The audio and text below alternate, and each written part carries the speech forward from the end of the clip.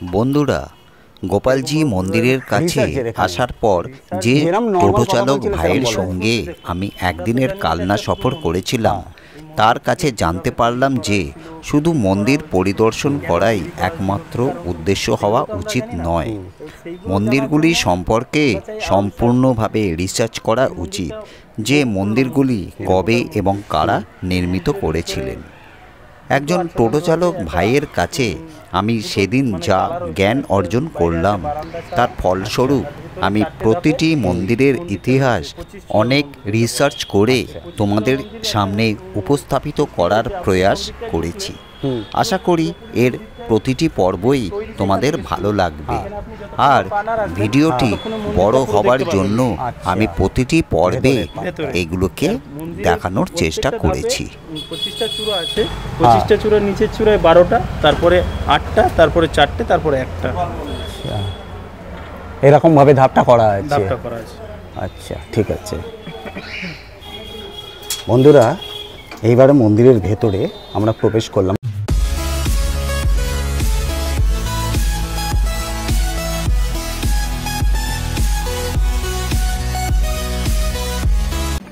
বন্ধুরা, এইবারের জার্নিতে আমি গিয়েছিলাম অম্বিকা কালনায়। এইবারে আমার সঙ্গে সহযাত্রী হয়েছিল আমারই এক ছাত্র। যাই হোক, সকাল সকাল বাড়ি থেকে বেরিয়ে আমরা হাওড়া স্টেশনে পৌঁছালাম সকাল 7:25-এ। এরপর কাউন্টার থেকে ট্রেনের টিকিট কেটে ট্রেনে চড়লাম সকাল 7:45-এ। ট্রেন ছাড়ল যথারীতি সকাল 8টার সময় 6 নম্বর প্ল্যাটফর্ম থেকে। টিকিট ফেয়ার ছিল যাওয়া আসা মিলিয়ে 50 টাকা পার পারসন। ট্রেনটি ছিল হাওড়া কাটোয়া লোকাল। ভাগ্যক্রমে জানলার ধারের সিট পেয়ে গেলাম। প্রাকৃতিক সৌন্দর্য দেখতে দেখতে একসময় অম্বিকা কালনায় এসে পৌঁছালাম।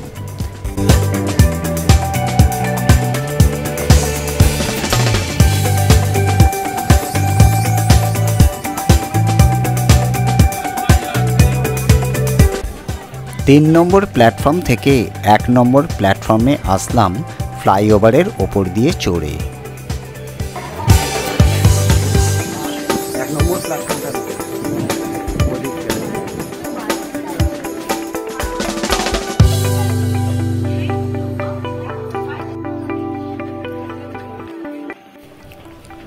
স্টেশনের বাইরে আমাদের আগে থেকে বুক করা টোটো দাঁড়িয়েছিল। ভাড়া কত পড়ল আর কোন কোন স্থান আমরা সেদিন দেখলাম, সব কিছুই টোটোতে চড়ে যেতে যেতে বলবো। বন্ধুরা, প্রথমে আমরা যাচ্ছি সিদ্ধেশ্বরী টেম্পলের উদ্দেশ্যে। স্টেশন থেকে সিদ্ধেশ্বরী টেম্পলের দূরত্ব হচ্ছে 1 কিলোমিটার। এবারে আমার সঙ্গে সাথী হয়েছে আমারই স্টুডেন্ট, আমারই এলাকায় থাকে, যে আমার কাছে পড়ে কলেজে। তাকে যখন আমি বলেছি যে কালনায় বেড়াতে যাব, সঙ্গে সঙ্গে সে রাজি হয়ে গেছে। এখন আমরা কালনা গেটের পাশ দিয়ে ক্রস করছি। এই রয়েছে মন্দিরের পাশে, এখানে নানা রকম পূজার সামগ্রী বিক্রি হবার সব কিছুই রয়েছে। যারা যারা পুজো দিতে ইন্টারেস্টেড এখান থেকে কিনে ভেতরে পুজো দেওয়ার যায়। এই মন্দিরের এন্ট্রান্সে আমি প্রবেশ করলাম। সামনেই রয়েছে এখানে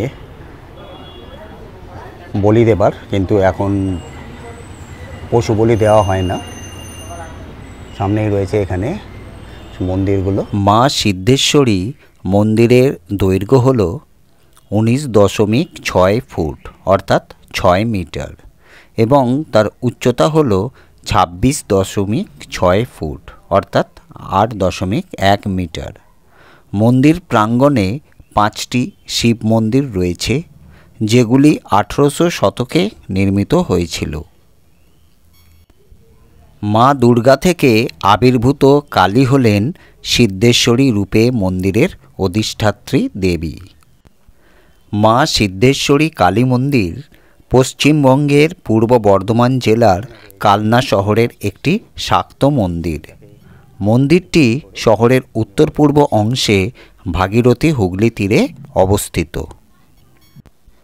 হিন্দু বিশ্বাস অনুযায়ী দেবী কালীর আরেক রূপ মা অম্বিকা, আর মা অম্বিকার এই সিদ্ধেশ্বরী মন্দিরই পরিচিত কালনা অঞ্চলের প্রাচীনতম মন্দির হিসাবে। জোড় বাংলার শৈলীর শ্রী অম্বিকার এই বিগ্রহকে অনেকেই অভিহিত করেন জৈন দেবী রূপে। মনে করা হয় জৈন দেবী অম্বুয়া বা অম্বিকাই পরে মা সিদ্ধেশ্বরীতে রূপান্তরিত হয়েছেন। ইতিহাসে কান পাতলে শোনা যায় এই দেবী সিদ্ধেশ্বরী ছিলেন সাধক অম্বরীশের আরাধ্যা দেবী। তিনি এই মন্দিরের অনতি দূরে পশ্চিম দিকে অম্বিকা পুকুর নামক এক পুকুরের কোণে বটগাছের তলায় পাথরের কুলোর ওপর জমাটবদ্ধ এক ঘট দেখতে পেয়েছিলেন।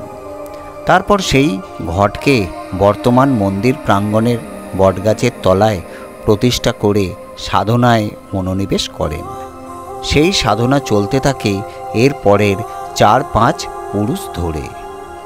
এরপর এই বংশের সর্বশেষ সাধক ঈশ্বরীশ ঠিক করেন নিম গাছের একটি কাষ্ঠখণ্ড দিয়েই মূর্তি বানাবেন মায়ের।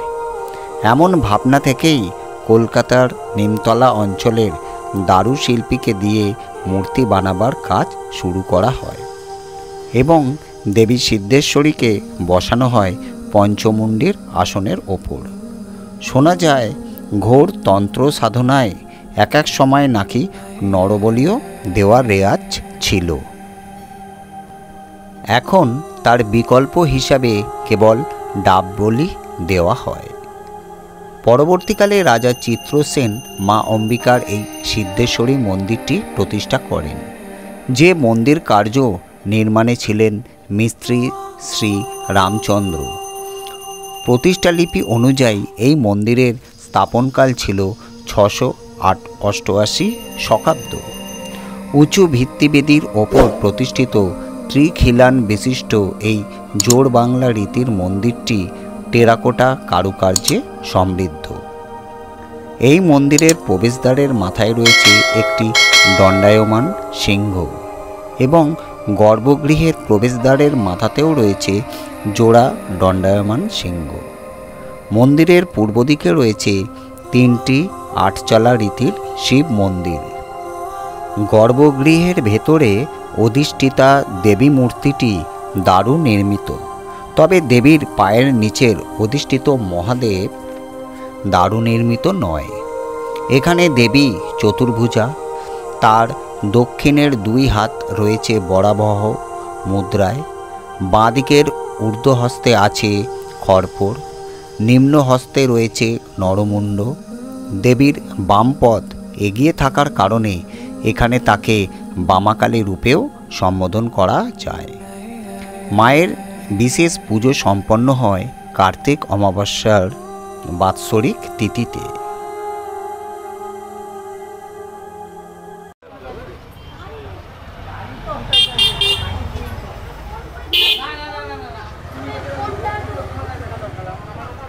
এই মন্দিরের উল্টো দিকে রয়েছে সাধনা কালীর মন্দির।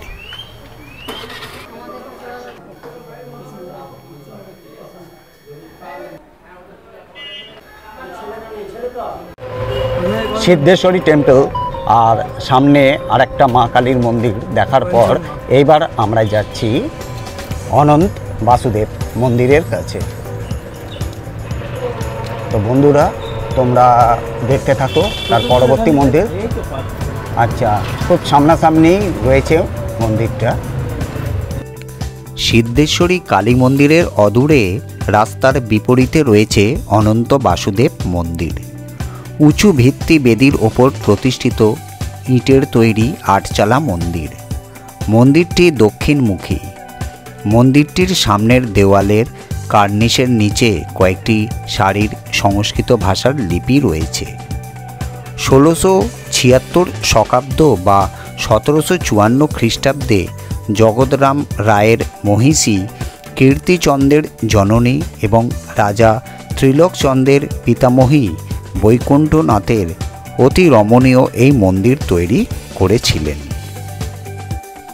অনন্ত বাসুদেবের মূর্তিটি কালো পাথরের একটি ফলকে খোদিত ভাস্কর্য।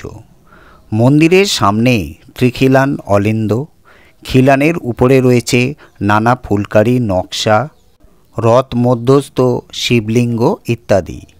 কয়েক সারি কুলুঙ্গির মধ্যে আছে নানা টেরাকোটার মূর্তি। এই টেরাকোটার কাজ ছাদের বাঁকানো কার্নিশ পর্যন্ত উঠে গেছে। অনন্ত বাসুদেব মূর্তি ও অন্যান্য দেবদেবীর মূর্তি এখানে নিত্য পূজিত হয়।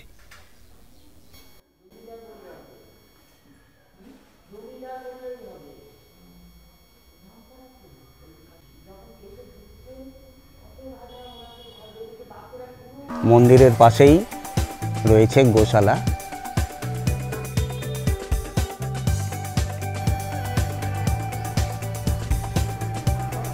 সামনেই রয়েছে এই মন্দির। এটি হচ্ছে মন্দিরের প্রধান ফটক। এইবারে আমরা যাচ্ছি গোপালজি মন্দিরের কাছে।